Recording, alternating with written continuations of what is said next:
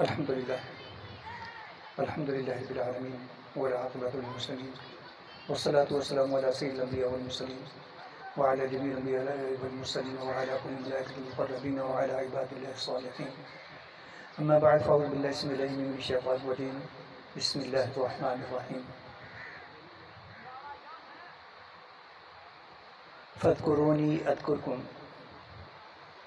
صدق الله العلي العظيم وصدق رسوله النبی الکریم الامین الرؤوف الرحیم. درود و سلام پڑھ لیجیے ذرا. والصلاة والسلام علیہ سیدنا رسول اللہ وعلی آلہ وصحبہ سیدنا حبیب اللہ. والصلاة والسلام علیہ رسول اللہ وعلی آلہ وصحبہ سیدنا سیدنا محمد.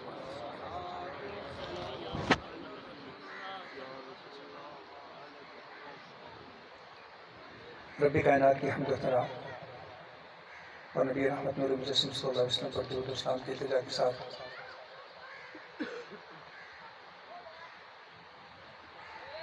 بارگاہ ربوبیت میں ہدیہ شکر ادا کرتے ہیں کہ اس نے دور و نزدیک سے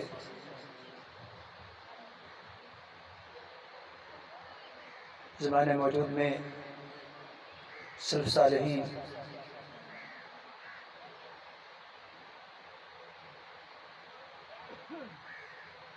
کی مشابہت رکھنے والے ولی کامل حضرت خواجہ میاں محمد یونس صاحب رحمۃ اللہ تعالی علیہ کے دربار گوہر پر ہمیں حاضر ہونے کی سعادت عطا کر رکھی ہے، اور دعا و التجا ہے کہ رب ذوالجلال والاکرام اپنے لطف و عطا سے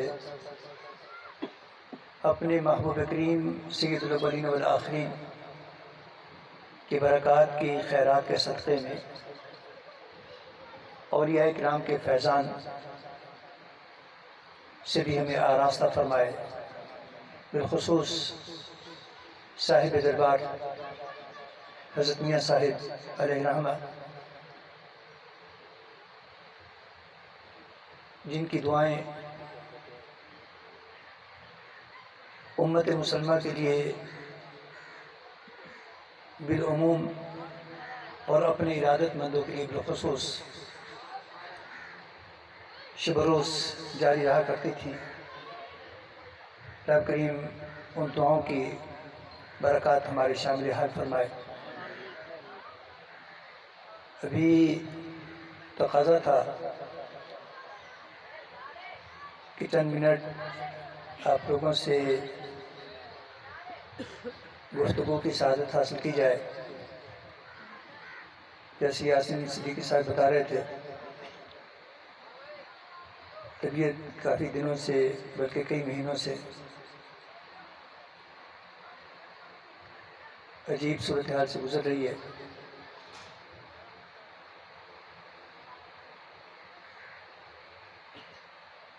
ایک ایسی تکلیف جسے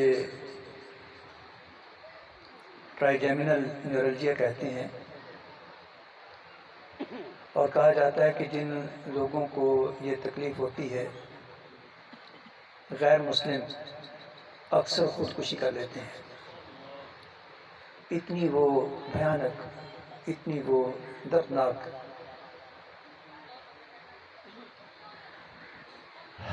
گزشتہ روز سے اس کے جھٹکے جو ہے نا وہ الیکٹرک شاکس اسے کہتے ہیں. اگر گوگل پر اس کے سرچ کیا جائے تو بڑی عجیب و غریب حالت تھی. آج صبح بلکہ ایک مرتبہ روتے روتے یہ بھی سوچا تھا کہ بس یہیں لیٹے لیٹے حاضری دی جائے، مگر نہ جانے آپ میں سے کس کی دعا اور میاں صاحب رحمۃ اللہ علیہ کی توجہ کہ انہوں نے بلا لیا ہے. چند منٹ جس قدر طبیعت ساتھ دیتی ہے، ذمہ داری بھی میری ہے جو میاں صاحب علیہ رحمہ نے لگا دی، اور اپنی موجودگی میں بھی یہاں پر بہت زیادہ تو نہیں لیکن پھر بھی کافی سارے لوگ موجود ہیں جو جانتے ہیں کہ میاں صاحب رحمۃ اللہ تعالیٰ علیہ حکماً ارشاد فرمایا کرتے تھے کہ کچھ نہ کچھ گفتگو جو دور و نزدیک سے آئے ہوئے احباب ہیں ان کے گوش گزار کی جائے۔ اذان ایک کا ہم جواب دے چکے ہیں، ایک اذان کا جواب واجب ہوتا ہے، اور باقی جو ہے اگر دے سکے تو کوئی حرج نہیں ہے۔ ابھی میں نے قرآن مجید فرقان حمید کی سورۃ البقرہ کے 2 الفاظ تلاوت کرنے کی سعادت حاصل کی ہے اور آپ کو شرف سماعت ملا ہے۔ پیغام الہی ہے کہ فاذکرونی اذکرکم۔ سادہ سی زبان میں اگر اس کا مفہوم عرض کروں تو رب کائنات نے فرمایا کہ تم میرا ذکر کرو، تم مجھے یاد کرو، میں تمہارے چرچے کر دوں گا۔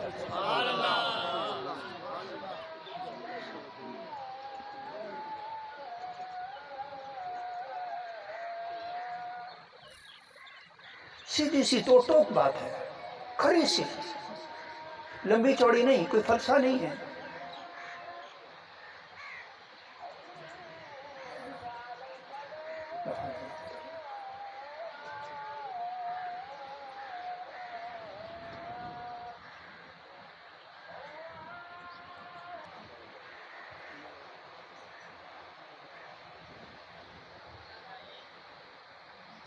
تم میرا ذکر کرو، تم مجھے یاد کرو، میں تمہارے چرچے کر دوں گا۔ میں کافی حد تک جانتا ہوں، پہچانتا ہوں ان چہروں کو جو میاں صاحب رحمۃ اللہ تعالیٰ علیہ کے پاس حاضری کی سعادت حاصل کرتے رہتے تھے، اور میرا گمان یہ ہے کہ اس وقت موجود لوگوں میں ان کی تعداد نسبتاً کم ہے، اور جنہوں نے میاں صاحب کی زیارت نہیں کی ان کی تعداد زیادہ ہے۔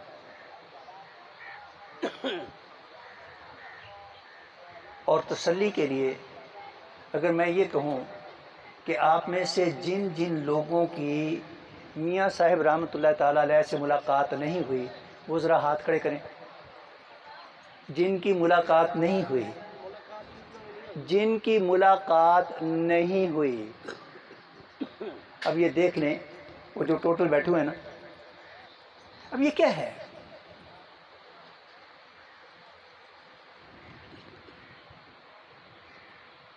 کیا یہ سلسلہ ہے؟ رب کائنات نے یہ ایک فلسفہ دیا ہے کہ لوگوں خوش نصیبو، تم میرا ذکر کرو تو میں تمہارے چرچے کر دوں گا۔ میاں صاحب رحمۃ اللہ تعالیٰ علیہ تو کل کی بات ہے، یہاں پر 20 لوگ وہ موجود ہیں جنہوں نے نہ صرف زیارت کی ہے بلکہ آپ سے اکتساب فیض بھی کیا ہے۔ انہوں نے آگے بتایا ہم میں سے کتنے لوگ ہیں جنہوں نے داتا صاحب کو دیکھا ہے؟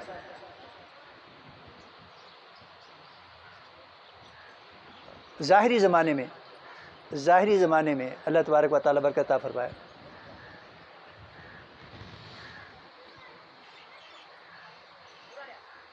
اور کیسے اللہ کریم نے جھنڈے گاڑے ہوئے ہیں۔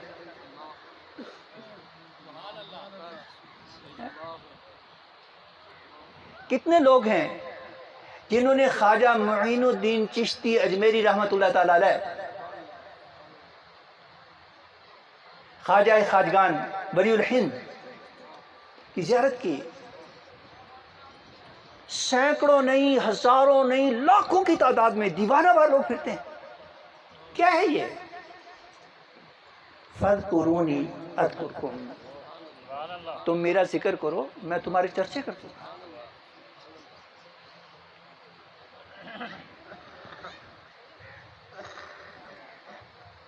ذکر کی مختلف سٹیجز ہیں، مختلف کیفیات ہیں۔ ایک ذکر فرض ہے، اور فرض ایسا ہوتا ہے جیسے قرض ہے۔ آقا علیہ الصلوۃ والسلام فرماتے ہیں کہ اگر کوئی شخص جام شہادت نوش کرے، یہ صحابہ کرام سے فرما رہے تھے، اگر کوئی شخص جام شہادت نوش کرے تو اللہ تبارک و تعالیٰ اس کے سارے گناہ معاف کر دیتے ہیں سوائے قرض کے۔ قرض اس کے ذمہ رہتا ہے۔ فرض ایسے ہے جیسے قرض ہے، اور ذکر فرض کیا ہے؟ نماز پنجگانہ، یہ فرض ہے۔ فجر فرض ہے، ظہر فرض ہے، عصر فرض ہے، مغرب فرض ہے، عشاء فرض ہے۔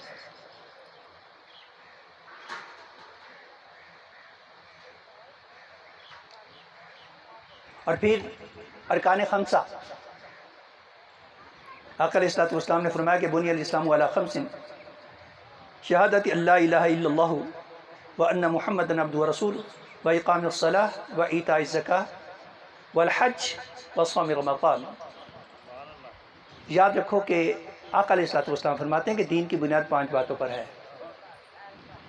کلمہ توحید و رسالت ہے، نماز ہے، زکوٰۃ ہے، حج ہے اور روزہ ہے۔ جو جس کا اہل ہوتا جائے، کلمہ طیبہ سب کے لیے ہے، نماز سب کے لیے ہے، زکوٰۃ صاحب مال کے لیے، روزہ عاقل بالغ اور صحت مند کے لیے، اور حج صاحب استطاعت کے لیے ہے۔ جیسے جیسے کوئی کوالیفائی کرے گا اس طریقے سے اس پر فرض ذکر آ جائے گا۔ مگر ایک مزے کی بات آپ کو بتاؤں، حدیث قدسی شریف ہے، فرض کا بڑا اجر ہے، یاد رکھیے، فرض کا بڑا اجر ہے، بڑا انعام ہے، بڑا انعام ہے۔ ایک چھوٹی سی بات کر کے گفتگو آگے بڑھاتا ہوں۔ آقا علیہ الصلوۃ والسلام نے فرمایا کہ اگر کوئی شخص رمضان کا ایک روزہ کسی وجہ سے چھوڑ دے، غیر رمضان میں ساری عمر مسلسل روزے رکھتا رہے، اس کو وہ اجر و انعام نہیں ملے گا جو رمضان کے ایک روزے کا ہے۔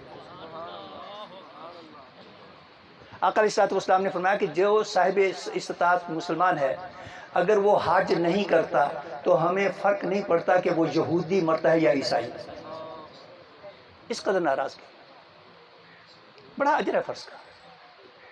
لیکن حدیث قدسی شریف ہے جو اکثر آپ نے سنی ہوگی، رب کائنات فرماتے ہیں کہ میرا بندہ نوافل کے ذریعے میرا قرب حاصل کرتا ہے، میرا بندہ نوافل کے ذریعے میرا قرب حاصل کرتا ہے۔ اور پھر صورتحال یہ ہو جاتی ہے کہ وہ میری طرف رینگتا ہے تو میری رحمت اس کی طرف چلتی ہے، وہ میری طرف چلتا ہے تو میری رحمت اس کی طرف دوڑتی ہے۔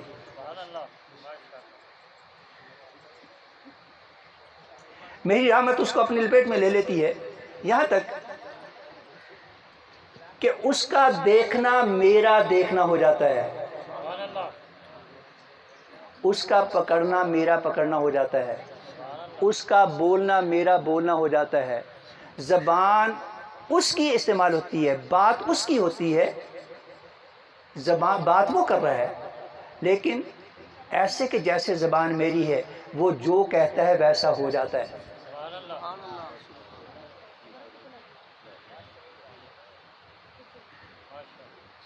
اور یہ ولایت کا درجہ ہے۔ کہتے ہیں نا نگاہ ولی میں وہ تاثیر دیکھی، بدلتی ہزاروں کی تقدیر دیکھی۔ یہ ولی کیا کرتے ہیں؟ ولی لوگ کیا کرتے ہیں؟ ولی کیسے بنتی ہے؟ چھوٹا سا نسخہ ہے، ولی کیسے بنتے ہیں؟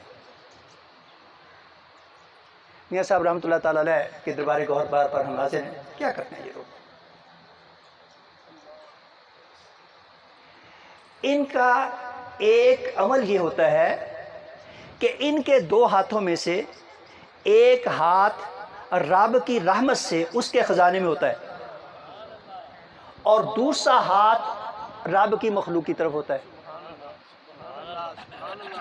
رب کے خزانوں سے لیتے ہیں اور مخلوق خدا میں بانٹتے ہیں. داتا صاحب کو داتا کیوں کہتے ہیں؟ انہوں نے خود تو اپنے آپ کو داتا نہیں کہا. انہوں نے خود تو داتا نہیں کہا. لوگ کہتے ہیں جی داتا یہ شرک ہے.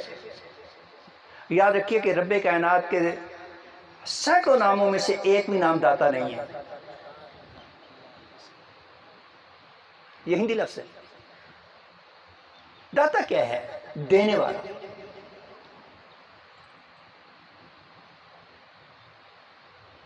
داتا صاحب نے فیکٹریاں نہیں لگائی ہوئی تھیں.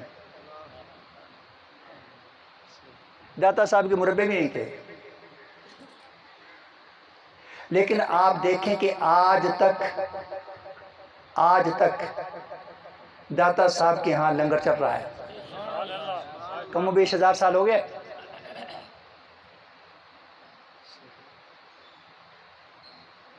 ایک پی ایچ ڈی ڈاکٹر تھے گوجرانوالہ سے.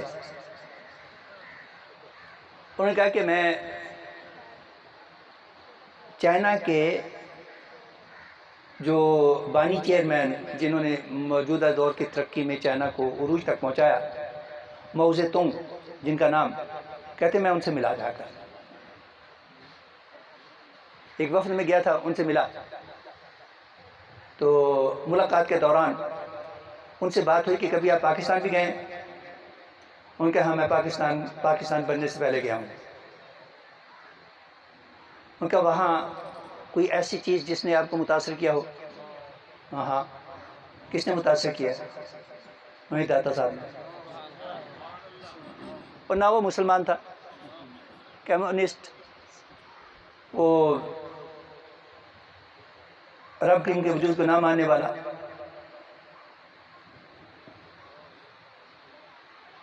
کیسے؟ کہ میرا نظریہ جس میں ایک روٹی، کپڑا اور مکان، یہ سب لوگوں کا حق ہے، سب کو ملنا چاہیے. کہ میں گھومتا وہاں سے گزرا تو میں نے دیکھا کہ وہاں پر لوگوں کو یہ تینوں چیزیں مل رہی ہیں. بھوکوں کو کھانا مل رہا ہے بغیر پیمنٹ کے، اور جو ننگے ہیں ان کو لباس مل رہا ہے، کوئی نہ کوئی دے جاتا ہے. اور جو بے گھر ہیں ان کو رہائش بھی مل جاتی ہے.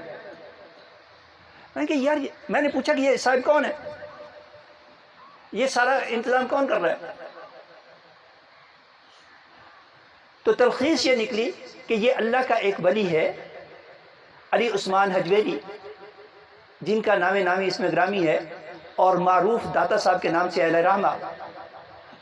تو یہ کیا کرتے ہیں؟ ان کا صدیوں ہو گئی ہیں ان کو دنیا سے انتقال کیے ہوئے. تو یہ کام ان کی اولاد لا رہی ہے، ان کا نہیں. کوئی ٹرسٹ لا رہا ہے؟ نہیں. تو یہ کیسے ہو رہا ہے؟ انہوں نے کہا جو انہوں نے اللہ کے لیے کیا، فَاذْكُرُونِي أَذْكُرْكُمْ، تم میرا ذکر کرو میں تمہارے چرچے کر دوں گا. انہوں نے اللہ کا ذکر کیا، اللہ ان کے چرچے کر رہا ہے.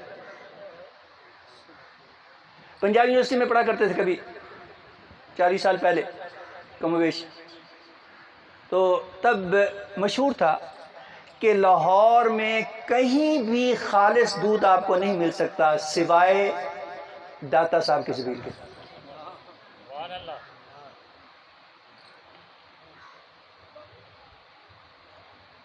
اس لیے میں نے پوچھا کہ ان کا کوئی لٹریچر، کوئی بات، تو مجھے پتا چلا کہ ان کا بہت سارا کام تھا لیکن وہ لوگوں نے چرا لیا، ادھر ادھر ہو گیا.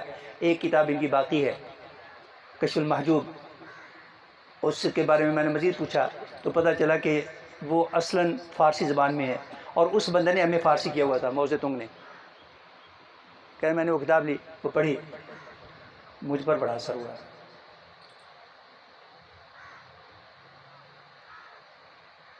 کہ داتا ان کو کس نے بنایا؟ اس طریقے سے آپ دیکھیے خواجہ معین الدین چشتی اجمیری جن کا معروف جو نام ہے خواجہ غریب نواز. خواجہ غریب نواز، غریبوں کو نوازنے والے، امیروں کو نہیں. ہوتا کیا تھا؟ رب کریم اپنے خزانوں سے ان کو جو جو عطا کرتے وہ اپنے متعلقین میں غربا میں تقسیم کر دیتے، اور آج تک تقسیم ہو رہا ہے. جو بات میں ابھی کرنے والا ہوں یہ آپ میں سے ہو سکتا ہے کچھ لوگوں نے پہلے بھی سنی ہو، اور ممکن ہے کہ یہاں پر اس کے چشمدید گواہ بھی موجود ہوں. ایک بندہ تو موجود ہے یقینی طور پر، مگر وہ اس میں موجود نہیں تھا. یہ حافظ صاحب ہیں، ان کی شادی کی تقریب تھی، نکاح کی تقریب تھی، اس کے لیے ہم گئے. وہ شاہدرہ کے قریب تھی، وہاں سے پروگرام بنا، ہم شرپور شریف چلے گئے. میاں صاحب رحمۃ اللہ تعالیٰ علیہ کے پاس حاضری تھی. دربار شریف پر حاضری دے کر سلام کیا. وہ بڑی محبت فرماتے تھے. اوہو، آپ نے مجھے پہلے بتا دیا ہوتا. یہ عشاء کے بعد کی بات نہ کرو، شاید سردیاں تھیں، کیسا تھا موسم؟ اچھا، تو عشاء کے بعد کی بات. ہم بندے تھے 10 کے لگ بھگ. جن لوگوں کا میاں صاحب کے ساتھ نیاز مندی رہی ہے وہ جانتے ہوں گے کہ میاں صاحب رحمۃ اللہ علیہ کے پاس جب کوئی بندہ جاتا تھا نا، وہ اس کو خالی نہیں لوٹاتے تھے. میاں صاحب اکیلے تھے، فیملی ساتھ نہیں تھی، کوئی بچہ نہیں تھا، کوئی بچی نہیں تھی، کوئی ملازم نہیں تھا، کوئی ملازمہ نہیں تھی، اکیلے. 10 کے لگ بھگ ہم بندے تھے، 11 تھے یا 10 تھے، بہرحال 10 کے لگ بھگ تھے. میاں صاحب فرما رہے ہیں کہ بار بار کہ آپ نے مجھے بتایا ہوتا. اچھا ایسا کریں، آپ نا ادھر جا کر دیکھیں، وہاں پر فلاں چیز پڑی ہوگی. میں اٹھنے لگا تو مجھے کہا تمہیں نہیں اٹھنا، بیٹھ جاؤ. آپ تھے ساتھ؟ یہ ایک بندہ نکل آیا، یہ بھی ساتھ تھے، یہ بھی نکل آئے ہیں. ایک کو اٹھایا، تم اٹھو وہاں پر جا کر دیکھو فلاں چیز. وہاں تک دوسرے کو اٹھایا، وہاں تک دیکھو فلاں چیز، وہاں دوسرے دیکھو. یقین کریں کہ اللہ کے اس ولی کامل جس کی بارگاہ میں درگاہ پر ہم حاضر ہیں، 10 یا 11 جتنے بندے تھے سب نے پیٹ بھر کے کھایا اور پھر بھی بچ گئے. کیا ہے؟ فَاذْكُرُونِي أَذْكُرْكُمْ، اور تم میرا ذکر کرو میں تمہارے چرچے کر دوں گا. میری خوشنودی کے لیے جو بانٹتے جاؤ گے میں دیتا جاؤں گا، میری رضا کے لیے جو بانٹتے جاؤ گے دیتا جاؤں گا. ابھی اس وقت جو ہے نا ہم جس دور سے گزر رہے ہیں یہ بڑا ابتلا کا دور ہے. اب لوگوں نے اولیاء کرام تو دور کی بات ہے، انبیاء کرام پر اعتراض کرنا شروع کر دیا ہے. اور یہ جو سوشل میڈیا نا اس نے تباہی مچائی ہوئی ہے.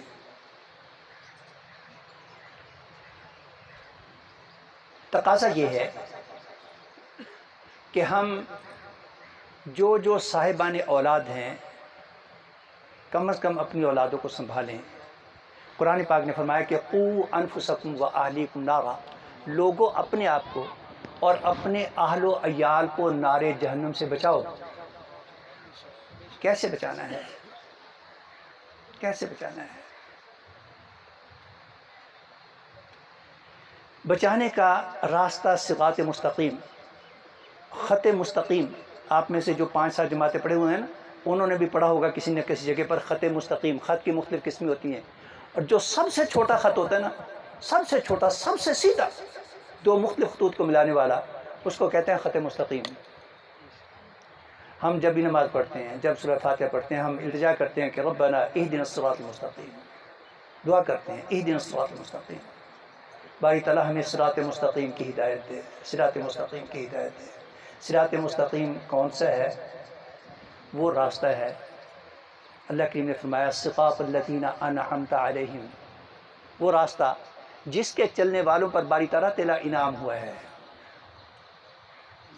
میں یونیورسٹی سے پڑھ کر نکلا نا، عجیب و غریب حالات و واقعات اور خیالات ہوتے تھے۔ اب یاد رکھیے کہ دنیا میں 4000 سے زائد مذاہب ہیں، اور ہر مذہب یہ کہتا ہے کہ ہمارا مذہب سچا ہے، باقی سب جھوٹے۔ بحیثیت مسلمان کے ہمارا تعلق جس مسلک سے ہے، ہم کہتے ہیں وہ سچا ہے، باقی سب جھوٹے، بلکہ دوسروں کو مسلمان ہی نہیں مانتے۔ کوئی مسلک دوسرے والوں کو مسلمان نہیں مانتا۔ بڑی عجیب و غریب حالت تھی۔ میں دربار شریف گیا، حضرت کرما والا شریف رحمۃ اللہ تعالیٰ علیہ۔ میرے ذہن میں یہ سوال آیا کہ یہ کیسے پتہ چلا گا کون سچا ہے کون جھوٹا ہے۔ میں نے ویسے سوال کر دیا تو مجھے یہ حکم ہوا کہ سورہ فاتحہ پڑھو۔ میں نے سورہ فاتحہ پڑھی، پھر فرمایا کہ ترجمہ کرو۔ میں نے ترجمہ کیا، جیسا آتا تھا ٹوٹا پھوٹا۔ اہدنا الصراط المستقیم صراط الذین انعمت علیہم۔ پوچھا گیا کہ کیا مانگا ہے؟ میں نے کہا جی اس میں دعا سکھائی گئی ہے کہ صراط مستقیم کی ہدایت مانگو۔ صراط مستقیم کون سا راستہ ہے؟ یہ بتایا گیا ہے کہ وہ ان لوگوں کا راستہ ہے جن پر اللہ کا انعام ہوا ہے۔ اور اللہ کا انعام کن پر ہوا ہے؟ آپ بھی غور سے سن لیں، رب کریم کا انعام کن پر ہوا ہے؟ مجھ سے سوال کیا گیا کن پر ہوا ہے؟ میں نے کہا جی میں یہ سمجھتا ہوں کہ رب کریم کا انعام یافتہ سب سے بڑا طبقہ انعام یافتہ لوگوں کا جو ہے وہ انبیاء کرام ہیں، جس کے سید و سردار مفتی صاحب تشریف لے آئے باوجود علالت کے۔ نعرہ تکبیر، نعرہ تکبیر، نعرہ تکبیر، نعرہ رسالت، نعرہ رسالت، علماء اہل سنت۔ ماشاءاللہ